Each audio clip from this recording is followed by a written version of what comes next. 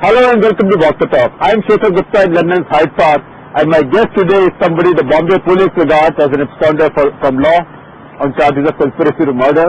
He himself obviously thinks he is innocent, and he's got judgment from British courts to make that point to you. For millions of his fans, he's one of India's finest music directors, but forced by circumstances to live away from his country and from his city, Bombay. My guest today, Nadeem saifi. Welcome to Walk the Talk. Nadeem, someone do, I must say. Yes, definitely. Pleasure to meet you, Shekhar Saab. Very nice to meet you. Although, let me say this, people would have been much happier to meet you, to lay hands on you are Bombay police. Oh, I am waiting to lay hands on the Bombay police myself. I want to interrogate them as to why they framed me, actually. You know, it's a very interesting question I would like to ask the Bombay police as to why they have framed me. Why did you come to Bombay and deal with them? I would definitely come to Bombay if the government promises me A, security, secondly, they promise me justice, you know, for which I have been fighting for the last 9 years. Well, I mean, there's a system of justice, there are courts. I'm sure you are a high-profile person. If you come there, your security and... Would you guarantee me the security? Well, as much as I've got a guarantee. Yes, because I live in my country and I still have same law. Okay. Well, I have been always stating in every interview of mine that I'm more than happy to come down to India, you know, and face the charges. Actually, the charges which have been framed, you know, this has been all framed, the cooked up charges, you know, and I've fought over here in London in the Supreme Court. I've fought here in the House of Lords. You've read the judgments. You know how strongly they have, you know, projected my innocence. You know, and also in the Indian courts, in the Sessions Court, Honorable Justice M.L. Palyani has also mentioned that the conspiracy charges must fail against all the accused. But Bombay police believe that you were not tried because you were not there. Now, how can you say that I was not tried? In fact, what evidences were placed during the Sessions Court trial, 300% more evidences were placed in the London court. You see?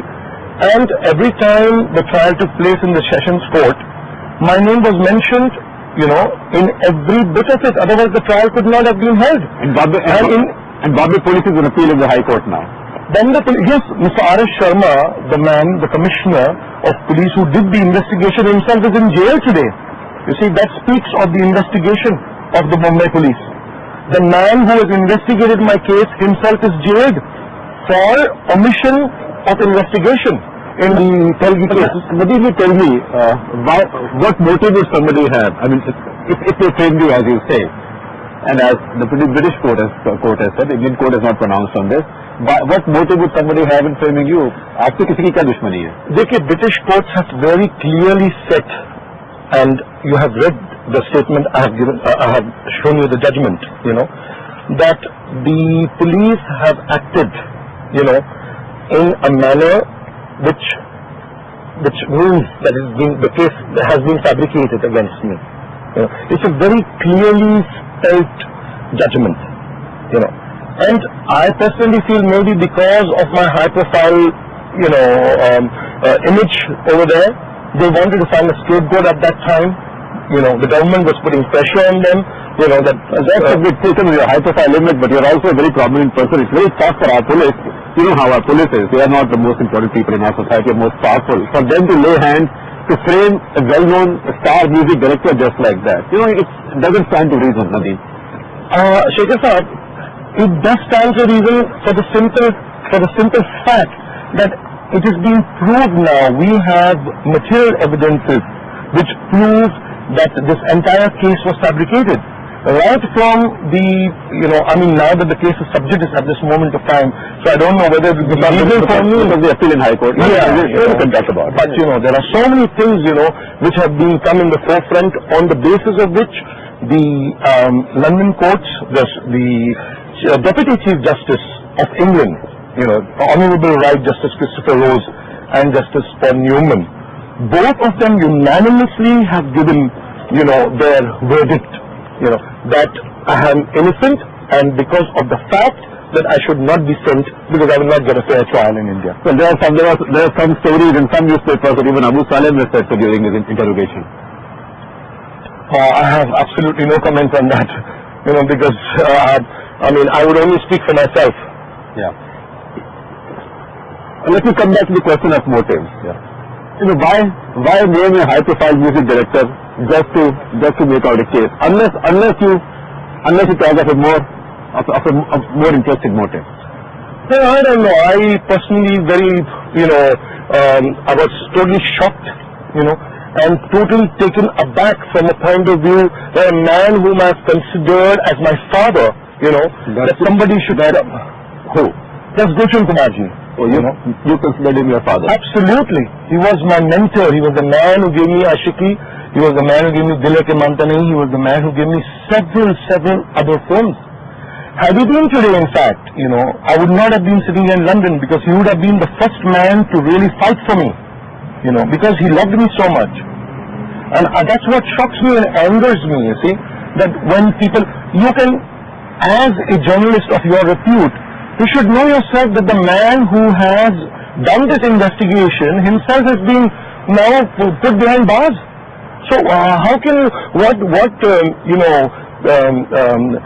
importance would you lay on an investigation of a person who himself has been jailed for omission of investigation? Yeah, he may be jailed. People get jailed for corruption charges, whatever. It doesn't mean that everything else they did was wrong. You can't discard all of that. Well, Shekaji, I think, that in all sensibilities, when a court of, England and the House of Lords have given their judgment, and our honorable courts, the Sessions Court in India, have given their judgment, I think beyond that, I don't see there should be, any doubt whatsoever. Unless a person is so vicious enough, which I've been facing all this time, the viciousness of some of the officers of the Mumbai police. Many of those officers are not there, Nadeem. So why not come back now? You have this British judgment. Why not come back and clear your name? How long can you live here? Oh, I would love to come and clear my name. I would love to clear my name, provided I get a fair trial. You see, when people... Well, in that trial, 18 of the 19 got acquitted. Yes. You can't say it's a fair trial. No, I said no, if I'm going to get a fair trial, I would definitely... Isn't that evidence enough that this is a fair trial for Tom? Can you spend the rest of your life here? Well, I'm actually waiting for the government, now to honorably call me, as you've read also in the newspapers, They have done their interrogations. They have got the answers, So I think everything is all spelled out. But what do you mean by honorably calling you? They can't withdraw the case. Well, of course they can withdraw the case. Why? If the dynamite case against our minister, George Fernandez, I think a case in India is always discharged by the court. It's never discharged by the government. And then secondarily, it's a bit thick for you to compare yourself with your case with George Fernandez and the dynamite, but other dynamite conspiracy. But if you know the basic laws, as I'm sure you do in India, once a case goes to the court, it can only be withdrawn by the court. I'm waiting for the courts. I am definitely waiting for the Indian courts, Then what's the point of going after you've been discharged, if you get discharged? If you're not going back to clear your name, that means you are here until your name gets cleared. No, if I'm discharged, naturally I'll come back honorably to my country. Because, many people, lots and lots of people get justice from the Indian legal system. Not all of them can hide in London. Well, I'm not hiding in London. Well, until now, I've been very respectfully done here. I've been given a British citizenship, So, and I'm very much in the public foray. I'm invited, given all the honor which I deserve, And millions of people around the world. And your friends from Hindustan are in touch with you? Absolutely, all of them. I've done over 30 films here, sitting here in London. And when they come here, they meet you, they are in touch on the phone. Nobody treats you as an outcast. Not at all. They love me more than before, in fact, because they have that, the emotion for me, they have that love for me, that I've been wronged. And everybody knows that I've been wronged. They're not afraid of dealing with you. Not at all. Nobody is afraid of dealing with me. Why should they be afraid of dealing with me? I'm a man who's extremely honorable, most honest, and I've got my case. I've faced the law on charges which were totally fabricated. And I won the case not once, not twice, thrice. Nadeem bhai, ek sawal hai, which bothers me, and people like us who are obviously impartial in this. Yes. In your appeal for extradition, you claim that because you were a Muslim, you did not expect justice in India. Now that is hurtful. for any Indian citizen? Because 14-15 crore Muslims live in India. Not all of them can come and live in England. And they get justice in India. No. Let me tell you one thing. Living in England was definitely not out of choice, as you know that. Right. India has been my motherland. I love my India. I've said this hundreds of times, And I'm saying at that one point of time, I definitely felt that being a Muslim was one attribute because of which such vicious witch hunt was done to me, and it's still being done. But do you regret having said that? Because no, I never regret anything I say. That's a flaw in the Indian secular system. Well, but I would never ever retract on anything I say, because I am a man who speaks with conviction. I know for sure that what I have said at that time did have a very strong meaning. You within your hearts, you would also know. That during the time of the other government, there have been systematic, picking up of successful Muslims. Well, I don't think so. Name some. And in any case, law and order is a state subject. When your state, Maharashtra, through most of this period has had a Congress government. Most of the time. And you name how many successful Muslims have been targeted. That's an unfair accusation, Nadeem. Well, I think that is for you and for the people who are watching the program to make a decision on that. But had there been no animosity of me being not a Muslim, by now I should have got the justice which I deserve. Justice delayed is justice denied, Shekhar Saab. 9 years I've been in this country. And me and my family have suffered so badly. On account of what? 4 vicious officers, police officers, who felt that no, we need to nail this man, put him down to size. I don't think that's fair. Why doesn't the government see this? Now those officers are sidelined for one reason or the other. Why not come back? I would love to come back, yes. Just to revive and they will... You see, I would want to come back. No, I would want to come back, Shekhar Saab, with all my heart. I would want to come back and face the system, provided it is done with the dignity which I duly deserve. Just because 4 people wearing a uniform come up and say, this man has done something. How would it define? How would it define? I would not like to be treated like a criminal. Under no circumstances will I digest the fact that some officer feels like putting a card onto me, and then I go ahead. So that means what that means is that unless you are discharged in the court, you are not coming back. Well, I would say that I would try to do that, yes, because one thing, I'm definitely afraid of my life over there, because there is a threat to my life. Who from? From these vicious officers.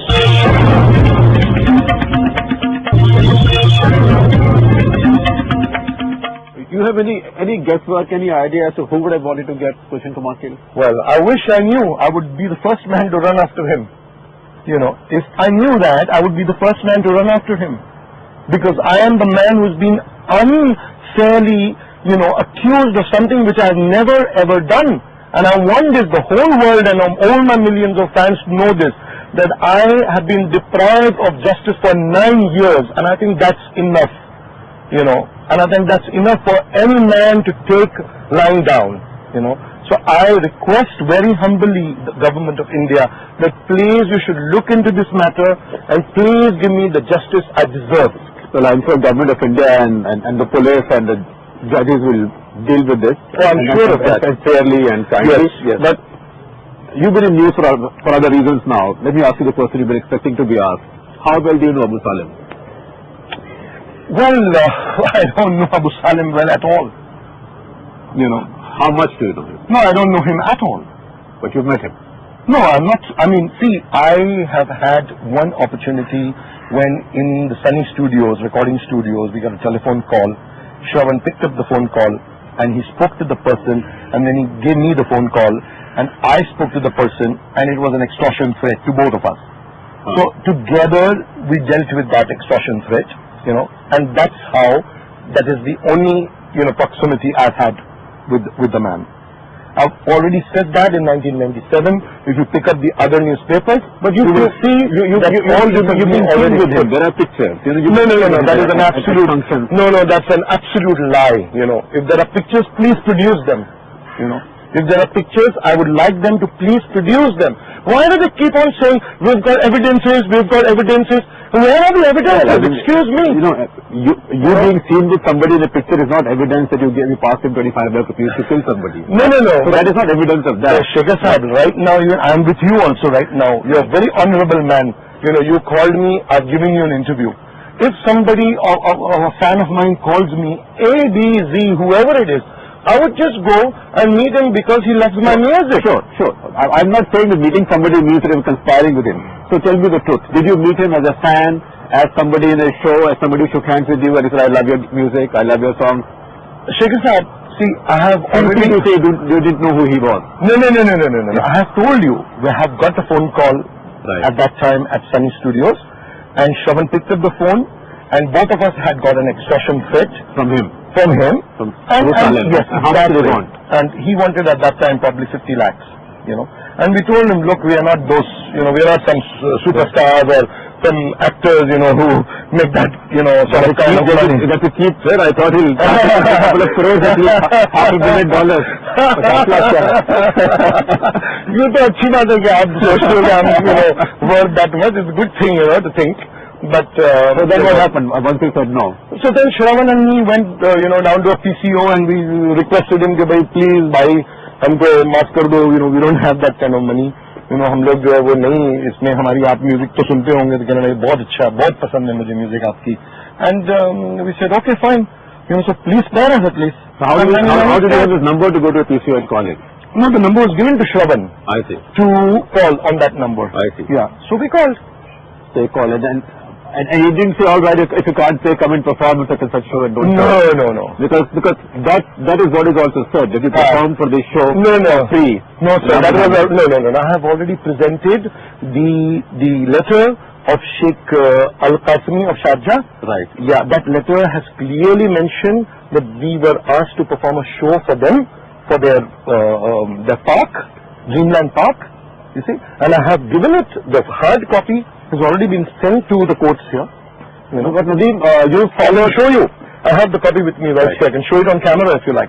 You followed many controversies that Bombay cinema, I dislike the word Bollywood, has had on linkages or threats from the underworld. For example, so-called Salman Khan tapes. You think that shadow is now gone, or you think the shadow of the underworld still hangs over? See, well, I'll be very honest, Shaker Sahib. I think that every time you want to take, you know, attention away from what's happening of reality, you know, you just pick up one mohra like Nadeem or one mohra like Salman Khan, and that big cloud which is hanging around is put off. And I would definitely, with all due respect, you know, even blame the media for this, you know, that we are unnecessarily hyping things. Salman is a friend of yours. Yes, Salman is known to me, yeah. Of course, we've worked in so many firms. Yeah. Right. Yeah. And you would think that he was also unfairly targeted. Those tapes, phone conversations. Well, he did get caught up in some threats or something at some point. Well, you see, we are very easy targets, Shaker Sahib. You must realize one thing, you know, that being a celebrity is the toughest thing to be. Right. And what I've realized now in these 9 years of reflection is that, you know, the worst thing, success is your failure.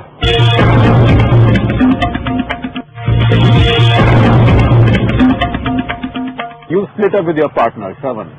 Well, it's a season. Jatin Lalit have also split up. Shaker Sahib, you see, Shravan actually is like my brother. You know, he's very, very close to me. And he 3 months ago decided to start a film on his own.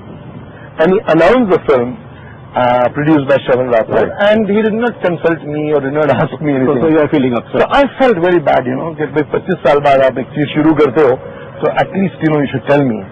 So I said, look, if this is the way you want to go, then let me also, you know, go my way.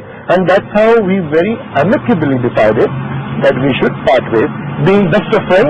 So tell me about the favorite tunes you've composed while being here. Favorite tunes have been like धड़कन का था, फिर राज में आइए जरा बड़े अच्छे गाने थे. धड़कन में था ना, दिल ने ये कहा है दिल से, मोहब्बत हो गई है तुमसे, میری جان میرے دل پر میرا اعتبار کر لو, جتنا بے قرار ہوں میں تم بھی اعتبار کر لو, میری دھڑکنوں کو سمجھو تم بھی مجھ سے پیار کر لو. And what are your favorites of all time from the ones you've composed? I know Pardesh has been your love. Pardesh was a very nice song, yeah. But recently I had a film called Ha Maine Bhi Pyar Kiya. It was a lovely song in that. Which one? ہم یار ہیں تمہارے, دلدار ہیں تمہارے, ہم سے ملا کرو, ہم سے ملا کرو. کوئی شکوہ اگر ہو اور شکایت اگر ہو, ہم سے گلا کرو, ہم سے ملا کرو. اور کچھ پردیش سے بتائیے. پردیش سے تھا کسی روز تم سے ملاقات ہوگی, میری جان اس دل ہوگی, تیرے تب نہ جانے وہ برسات ہوگی. میرا دل ہے پیاسا, میرا دل اکیلا, ذرا تصویر سے تو نکل کے سامنے آ, میری محبوبہ, میری محبوبہ. You sing very well, like Mr. Tariq. But I can't let you go without you. I mean, my favorite, Ye Mera India. یہ دنیا ایک دلہن,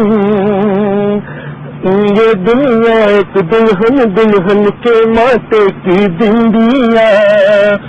یہ میرا انڈیا, یہ میرا India, I love my India, وطن میرا India. So please getting emotional, Nadeem bhai. I hope you are able to come back soon to India and clear your name. That is the best way to do it. Definitely, sir. So wishing you the very best. But let me ask you one last question. Yeah, sure. You did get that threatening call from Abu Salem asking for money, and then they let you go. I mean, he didn't press it. Fortunately for you. Fortunately for so many people. For so many people. All right. Now he is in custody, and he is facing many cases. Would you also believe that the ends of justice will be met if he is called to account? Because you know that he threatened you. So he wasn't such a nice guy.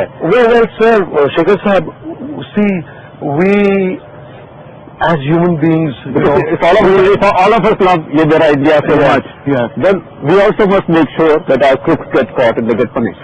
Well, sir, I think let the law take its own course, and I think we should give our legal justice system, to decide on that, Well, and you trust the legal system on that, but not on yourself. No, I do trust on myself. Right. Absolutely, I do trust. I very much trust the Indian legal system. Because I got justice in the Sessions Court. Right. And if a court were to ask you to recount this conversation with Abu Salem, you will. Of course. Some conversation. Yeah, why not? I'm saying this in front of millions of people, so I'm not afraid of anything. I can be asked any question, and I'm most welcome. I will answer it, Well, Nadeem, thank you very much. Thank you very much. Hope to see you in India very soon.